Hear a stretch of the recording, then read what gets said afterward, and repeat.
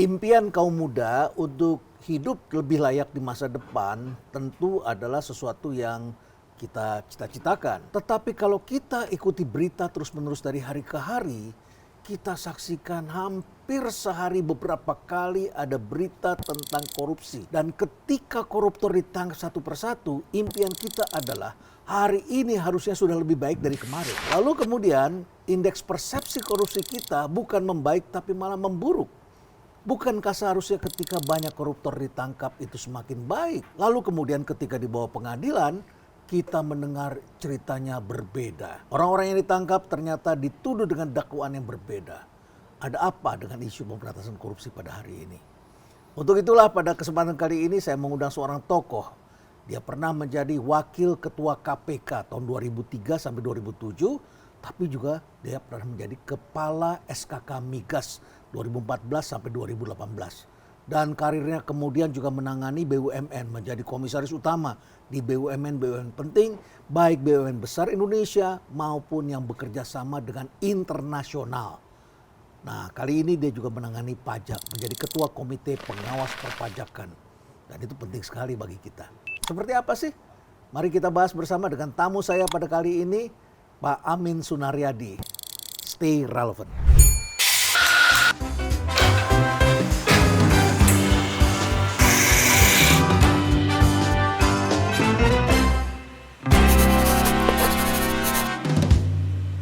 Selamat datang di Cafe Berisi, Pak Amin.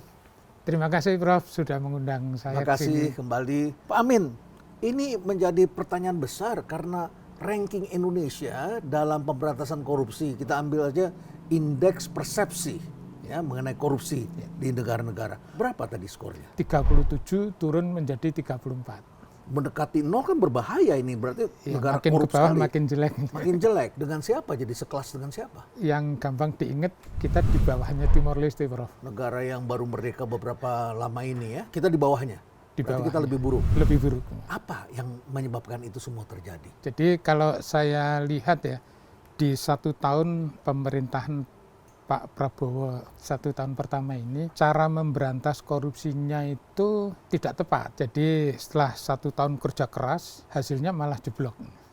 Padahal kerja kerasnya ini oleh publik diakui. Jadi survei indikator itu publik puas dengan cara kinerja Pak Prabowo. Ya 80% kepuasannya. Yang paling tinggi kepuasan pemberantasan korupsi. Jadi ini kan kontradiktif. Kontradiktif. Jadi kesimpulan saya, cara kerjanya yang tidak tepat. Nah, terus saya juga melihat begini, sepertinya Pak Prabowo ini dalam memberantas korupsi ini doing the same things over and over again and expecting korupsi terberantas. Jadi kalau kita lihat ya, Pak Prabowo itu begitu dilantik semangat sekali memberantas korupsi kan. Terus selama setahun kerja keras, tapi hasilnya korupsi tidak terberantas. Ya. Nah ini sama persis dengan Pak Jokowi. Setelah dilantik dia memasukkan ke nawacita nih, berantas korupsi. Terus kerja berantas korupsi, di akhir masa jabatan korupsi masih banyak kan. Ya. Sama juga dengan Pak SBY. Setelah dilantik beliau akan mengatakan, saya akan memimpin sendiri pemberantasan korupsi. Kerja, tapi di akhir masa jabatan korupsi masih banyak. Ya. Ini sama persis juga dengan Pak Harto. Setelah dilantik, dia bentuk tim pemberantasan korupsi, terus dibuat Undang-Undang Nomor 3 tahun 71, terus kerja memberantas korupsi. Waktu beliau turun, malah keluar TAP MPR mengenai pemerintahan negara yang KKN gitu kan. Artinya, korupsi, kolusi, nepotisme. Betul, artinya begini, zaman Pak Harto memberantas korupsinya ngejar-ngejar kerugian keuangan negara. Zaman Pak SBY ngejar-ngejar kerugian keuangan negara. Zaman Pak Jokowi ngejar-ngejar kerugian keuangan negara. 1 tahun zaman Pak Prabowo ngejar-ngejar kerugian keuangan negara dan hasilnya sama semua. Jadi kalau menurut saya 3,5 tahun ke depan Pak Prabowo harus melakukan perubahan dalam strategi pemberantasan korupsi. Beralih dari kerugian negara menjadi? Nah ini harus dipelajari dulu. Jadi kalau saya melihat begini, kan Prof dari manajemen strategi ya. Kalau kita melihat bukunya Sun Tzu, The Art of War, itu salah satunya kan mengatakan gini, kenalilah diri kamu, kenalilah musuh kamu, maka ratusan pertempuran akan menghasilkan ratusan kemenangan. Simple ya sebetulnya. Simple. Nah, ini yang Tentara harusnya tahu ini nih.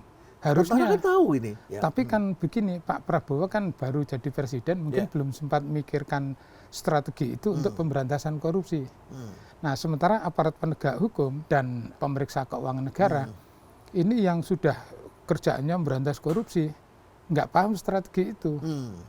Jadi kalau strategi itu diterapkan misalnya begini, kenalilah musuh kamu. Ya. Nah, jadi musuhnya apa? Koruptor. Koruptor kan? Ya. Koruptor melakukan apa? Korupsi. Ya. Kan harus dipelajari detail. Hmm. Korupsi yang dilakukan oleh koruptor yang ada di lapangan ini seperti apa? Saya belum pernah mendapatkan hasil studi itu. Ya. Tapi saya sendiri pernah membuat survei, simple survei Ya. dari tahun 2015. Saya lakukan terus-menerus sampai 2025. 10 tahun, Prof. Itu menyimpulkan gini, bentuk korupsi yang dilakukan oleh para koruptor di lapangan, Ya. ini yang paling banyak adalah suap dan pemerasan. Nah, artinya begini, kalau ke strategi Sun Tzu tadi, berarti musuhnya ini adalah koruptor Ya. yang melakukan suap dan pemerasan. Nah, itu banyak sekali di negara kita sebetulnya. Kalau itu banyak, justru itulah yang harus diberantas. Artinya gini, terus mengenali diri kita, artinya penegak hukum. Aparat penegak hukum ini kan ada kejaksaan, kepolisian, KPK, terus dibantu oleh BPK, BPKP, dan lain-lain kan. Ya. Mereka harus mempelajari kekuatan mereka.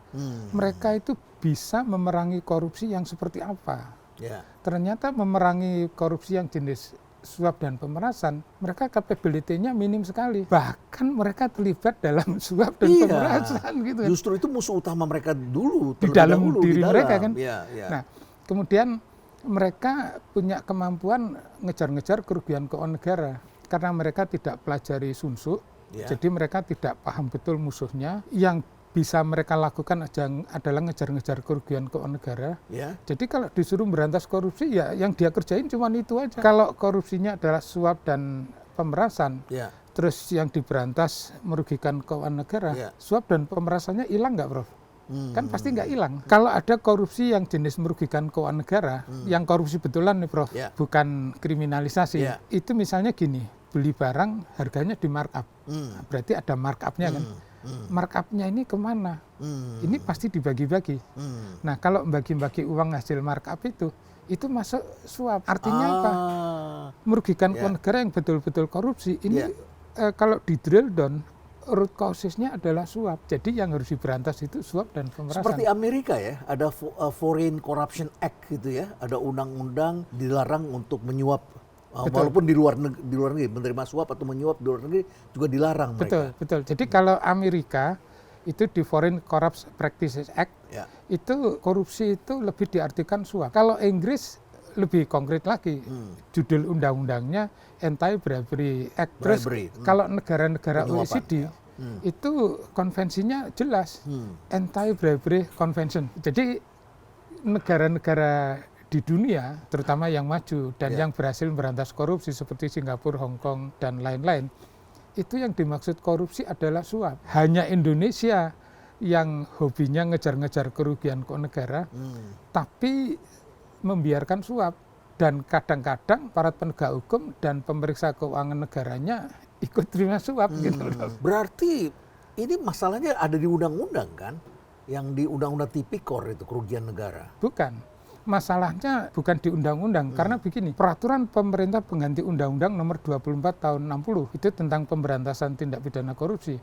Itu merumuskan korupsi, itu yang paling banyak adalah jenis suap. Merugikan keuangan negara ada, tapi dua jenis saja.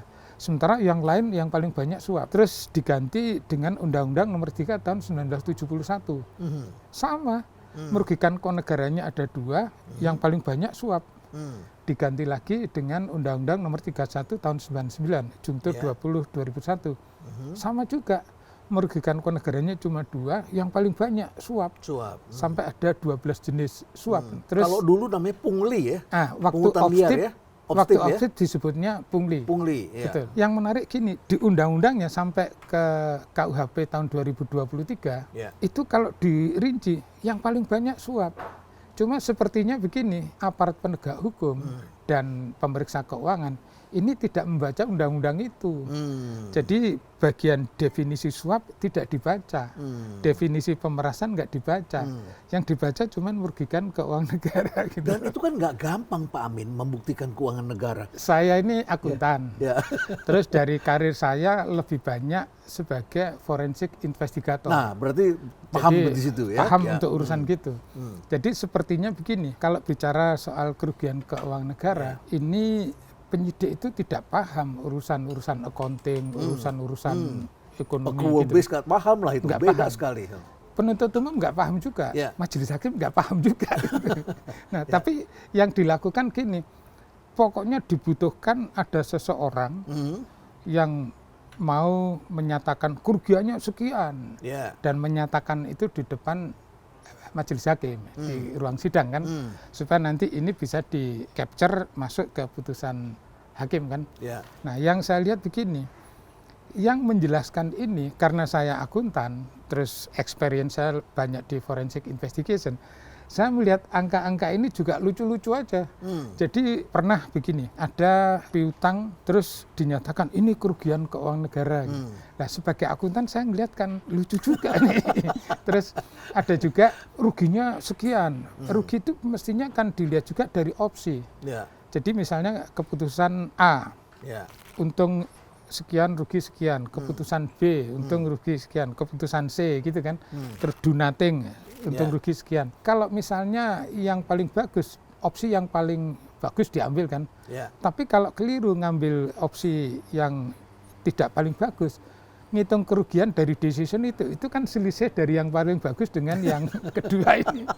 Tapi ini si ahli yang sering menjelaskan itu kan pokoknya kelihatan gede. Nah, cilakanya lagi begini, sebagian dari mereka itu punya borok. Jadi ya kalau penegak hukumnya mengatakan kamu harus ngomong sekian, kalau enggak nanti borokmu kami bongkar. Gitu. Tersandra. Ya terpaksa dia ngomong. Tersandra. Nah, kebetulan memang si yang menyampaikan angka-angka ini dalam historisnya memang banyak boroknya gitu. Dan boroknya itu suap dan pemerasan. Makanya kita pernah mengenal jargon atau ada yang pernah mengatakan tidak mungkin sapu yang kotor membersihkan lapangan yang kotor begitu kan. Tapi kemudian Pak Amin pernah mengatakan kita telah berubah. Aparat kita menjadi law entertainment agency. Harusnya law enforcement gitu. Apa latar belakangnya itu? Saya memang melihat seperti itu. Jadi kalau international best practice itu selama penyidikan itu aparat penegak hukum tidak banyak bicara keluar. Paling bicara kalau ada yang ditangkap, mengatakan ini ditangkap. Atau kalau ada digeledah, di sini digeledah. Selesai. Nah, kalau di praktek yang ada kan begini. Penyidikan sudah cerita panjang lebar, segala macam diceritakan, akhirnya nyebut-nyebut nama orang, terus cerita soal modus terjadinya. Ini nggak tepat. Jadi kalau ada angka, belum mengerti detail-detailnya, sudah nyebut angka sekian ratus triliun gitu kan. Nah, makanya ini yang saya bilang begini, kok aparat penegak hukum jadi semacam entertainment agency gitu. Nah, ini salah. Menghibur kita lihat, wah menarik gitu ya. Tapi penegakan hukumnya ternyata nggak jalan. Nah, ini konsisten dengan hasil survei dan indeks persepsi korupsi tadi. Jadi hasil survei menunjukkan publik happy dengan Pak Prabowo. Pemberantasan korupsinya dianggap sangat serius, bagus gitu. Tapi hasilnya jeblok. Jadi karena lebih banyak doing entertainment things gitu. Sementara penyidikannya menggunakan cara yang salah. Ini kan penangkapan ini kalau yang dilakukan seperti ini, tentu kan bisa membuat para pembuat keputusan jadi takut, Pak. Kemarin kami mengundang salah satu mantan direksi di pelabuhan. Dia mengatakan, gila dengan pertumbuhan ekonomi 5% per tahun selama beberapa tahun belakangan ini, tidak ada investasi baru di pelabuhan. Sebenarnya esensinya kan ada sesuatu yang tidak dibangun di dalam begitu. Apa sebenarnya yang dikhawatirkan? Apa yang perlu kita sampaikan? Jadi yang saya lihat begini, penegakan hukum korupsi kita itu doing the same things over and over again. Nah, yang dilakukan itu apa?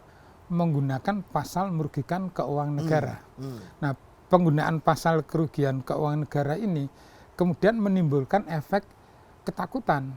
Misalnya gini, birokrat, pemerintah pusat, provinsi, kabupaten, kota, itu kalau ngambil keputusan itu takut. Ya. Mesti ini dulu gitu. Akibatnya apa? Realisasi APBN, APBD itu lambat. Nah, tentu pengaruh ke pertumbuhan ekonomi di pusat maupun daerah nggak bagus kan? Ya. Kemudian manajemen BUMN. Manajemen BUMN itu ngambil keputusan sesuai pertimbangan bisnis, tapi oleh aparat penegak hukum, karena aparat penegak hukumnya tidak tahu urusan bisnis, tidak tahu urusan sektor yang dia periksa, kemudian menyalah-nyalahkan mereka. Akibatnya manajemen BUMN itu takut karena nggak tahu dia salahnya apa, terus tiba-tiba disidik, dituntut, dipenjara gitu kan. Nah, ketakutan di manajemen BUMN ini menjadikan pengambilan keputusan di BUMN ini lambat sekali, terus sangat konservatif. Akibatnya BUMN kita yang di bawah Danantara kan kapitalisasinya besar sekali. Besar sekali, ya. Ini tidak tumbuh secara optimal, apalagi maksimal. Nah, kalau BUMN dengan kapitalisasi besar tidak bisa tumbuh secara optimal, tentu nggak bisa menunjang pertumbuhan ekonomi. Terus ada dampak lagi begini, bahwa mengejar-ngejar kerugian keuangan negara dari zaman Pak Harto, Pak SBY, Pak Jokowi, dan setahun pertama Pak Prabowo, itu terbukti tidak menghilangkan korupsi. Tentu saja logis, karena korupsi di lapangan paling banyak suap dan pemerasan yang dikejar-kejar kerugian keuangan negara. Dan lebih cilaka lagi, pemeriksa keuangannya dan aparat penegak hukumnya sebagian juga ikut terima suap dan ikut meres gitu. Terus ada dampak lagi begini, kalau tetap fokusnya ke merugikan keuangan negara, nanti suap tidak terberantas. Kalau suap tidak terberantas, penerimaan negara nggak akan bisa naik, nggak akan bisa maksimal. Prof kan tahu nih bahwa orang-orang pajak beberapa waktu yang lalu ditangkap oleh KPK di Banjarmasin, di Jakarta Utara, terus Bea Cukai juga. Bahkan ada mantan yang menangani penindakan kan? Betul. Nah itu gini, mereka modusnya apa? Modusnya adalah suap dan pemerasan. Jadi kalau aparat penegak hukum kerjaannya cuma ngejar-ngejar kerugian keuangan negara, suap dan pemerasan di pajak maupun bea cukai itu nggak akan hilang. Kalau suap di pajak dan bea cukai nggak hilang, kira-kira penerimaan negara bisa optimal nggak, Prof? Tidak optimal, masuk ke tangan orang itu uangnya. Artinya gini, kalau strategi pemberantasan korupsinya masih tetap ngejar-ngejar kerugian keuangan negara, maka korupsi tidak hilang, pertumbuhan ekonomi 8% yang diinginkan oleh Pak Prabowo tidak akan tercapai. Terus yang ketiga, penerimaan negara tidak akan naik. Dan yang lebih menyesakkan lagi adalah kader-kader muda kita yang bagus-bagus, yang sudah benar-benar dilatih anti korupsi, kita punya keyakinan dia paling baik, begitu ya. Kemudian tiba-tiba kita saksikan mereka menjadi tersangka semua. Dan ketika menjadi tersangka mereka kaget. Kasus saya apa? Nah, karena kalau kerugian negara itu adalah sesuatu yang tidak konkret kan. Betul. Tidak konkret. Jadi dia terima suap tidak, gaji sudah bagus ya. Terus kemudian tiba-tiba dia kesalahannya adalah karena mengambil keputusan. Betul. Jadi di dalam beberapa perkara misalnya begini, perkaranya Bukharen yang kasus BMG itu karena mengambil keputusan. Terus kalau menurut pendapat saya itu disidik dituntut oleh orang yang tidak paham hulu migas. Terus perkara ASDP itu juga gitu. Disidik dituntut oleh orang yang tidak paham dunia perkapalan, oplosan yang minyak itu yang saya lihat juga gitu. Disidik dan dituntut oleh orang yang tidak paham urusan minyak. Yang saya khawatir nanti diputuskan oleh majelis hakim yang tidak memahami urusan minyak gitu. Nah itu kan karena beliau-beliaunya ini tidak paham. Tidak paham. Bahkan sebelum ada penyidikan harus ada penyelidikan. Betul. Penyelidikan ini kan orangnya bukan semata-mata orang hukum harusnya kan? Penyelidikan itu ya dilakukan oleh penegak hukum. Tapi menurut saya ada kesalahan besar yang biasa dilakukan oleh penegak hukum. Terutama yang penegak hukum yang menangani tipikor, baik di kejaksaan maupun di kepolisian. Contohnya begini.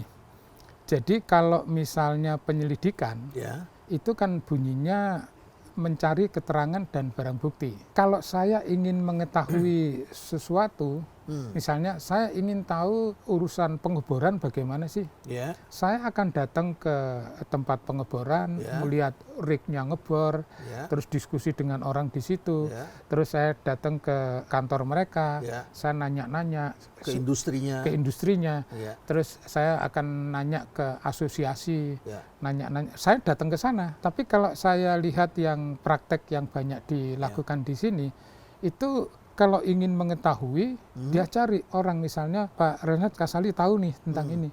Bukan didatengin, tapi dibikin surat panggilan, Ya. dipanggil, Ya. ditanya-tanya sambil ngetik BAP gitu. Knowledge-nya terbatas seperti itu. Tapi ini tidak semua penegak hukum, Prof. Kalau misalnya gini, penegak hukum yang menangani hard crime, kalau misalnya kita ngasih tahu, Pak polisi di sana ada pembunuhan, orang meninggal di lapangan. Polisinya tidak bikin surat panggilan, manggil orang, nggak datang begitu. ke sana. Dia langsung datang. Itu yang betul, itu yang bagus. Kalau misalnya narkoba, Pak kayaknya di sana ada transaksi, misalnya di klub malam gitu. Dia mata-matai dulu. Dia mata-matai, dia ikut clubbing di situ kan. Kalau misalnya teroris, kita belum ngomong, dia udah nangkep gitu. Nah, artinya gini, penyelidik itu mestinya lebih sering keluar, nyari keterangan, nyari barang bukti gitu, supaya betul-betul paham. Nah, cuman kalau saya lihat terutama di kejaksaan, KPK juga ikut-ikutan begitu. Terus kalau di polisi ini yang nangani Tipikor, Tipiter, Tipideksus, itu kalau ada informasi di sana ada korupsi, langkah pertama yang dilakukan apa? Bikin surat panggilan, terus dipanggil bikin VAP.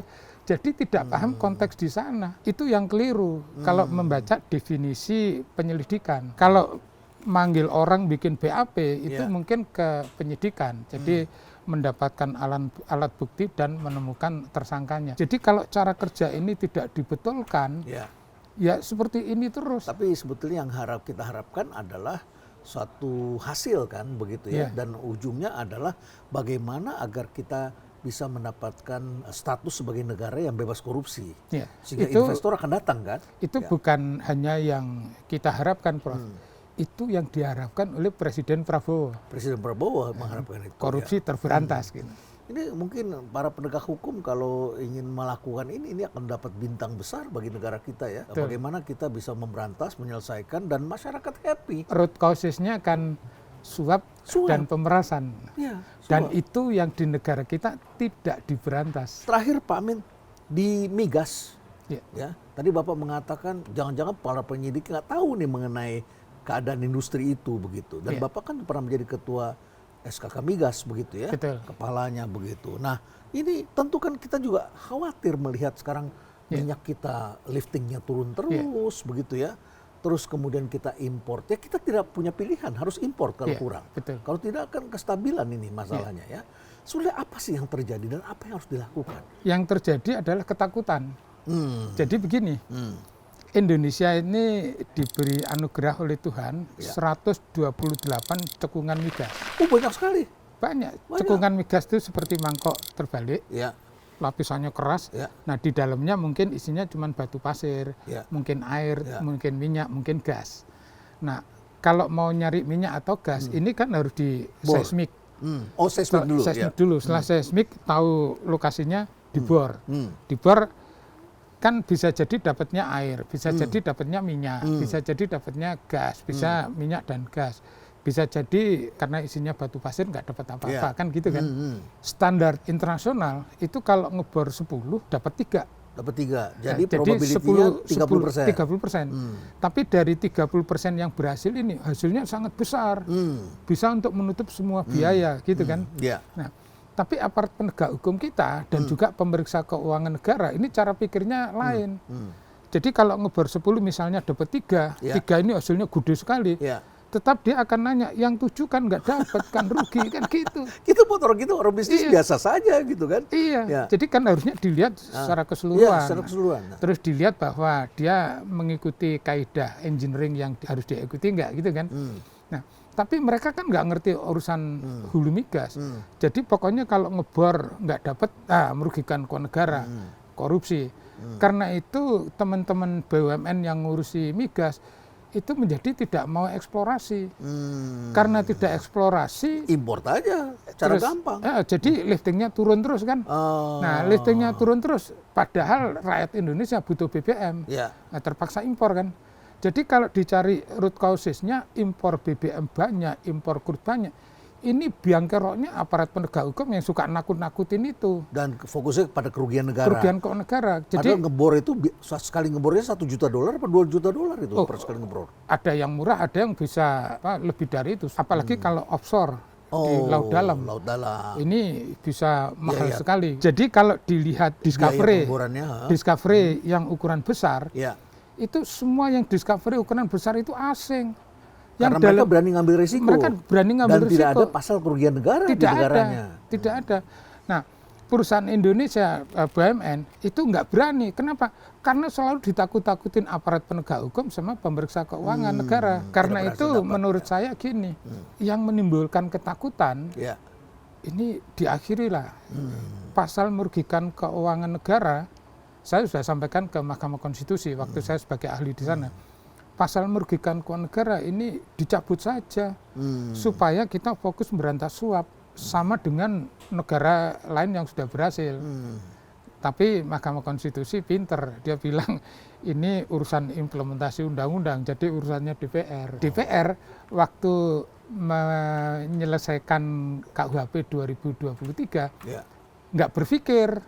Jadi langsung aja pasal merugikan kenegaranya dari Undang-Undang 31 tahun 99 Jungto 20 2001 dikopi taruh di KUHP 2023. Jadi waktu mengamandemen undang-undang DPR itu nggak mikir, Menteri Hukum kayaknya juga nggak mikir efektivitasnya apa, terus mesti dimodifikasi seperti apa, nggak mikir. Ini menjadi PR bagi kita ya, karena sekarang ini banyak sekali orang-orang yang tersandera dan sudah ditahan bahkan sedang diadili dengan hal seperti ini. Betul. Dan ini menimbulkan ketakutan pada para penggantinya. Betul. Ya, para pengganti di BUMN ini dan di perusahaan-perusahaan yang bekerja sama dengan negara, semuanya ketakutan ini. Betul. Tapi kalau saya lihat dari konteks Indonesia ya. Tergantung presiden, tergantung Pak Prabowo maunya apa. Solusinya apa sih? Presiden bisa melakukan apa di sini? Kalau lewat DPR lama kan, tapi DPR sekarang bisa cepat kan sebenarnya. Bisa cepat. Jadi kalau misalnya gini, Pak Prabowo ingin kemandirian energi, kemandirian pangan, ya sudah, yang bikin ketakutan itu dicabut saja, undang-undangnya di amandemen. Nah, terus apakah korupsi menjadi tambah banyak? Enggak, malah itu bisa mempercepat pemberantasan korupsi. Karena kalau pasal merugikan keuangan negara itu dicabut, maka kalau orang ngomong pemberantasan korupsi, terpaksa ngomongnya memberantas suap, memberantas pemerasan kan. Nah, itu kan to the point berantas korupsi. Jadi kalau mau memberantas korupsi lebih cepat, lebih efektif, ya pasal merugikan keuangan negara itu dicabut. Dan rakyat senang karena itu terkait dengan kehidupan rakyat sehari-hari kan. Betul. Mulai dari urus surat-surat, surat tanah, perizinan. Perizinan tuh suapnya banyak sekali di sana. Betul. Ya. Jadi kalau yang berhubungan dengan aparat yang dekat dengan mereka. Betul. Kalau pasal merugikan keuangan negara itu dicabut, kita akan fokus memberantas suap. Rakyat akan senang. Ya, termasuk suap yang di atas begitu ya. Betul. Terus juga gini, polisi-polisi yang baik pun juga akan senang. Karena tidak harus menyuap dari polisi ke polisi. Ya.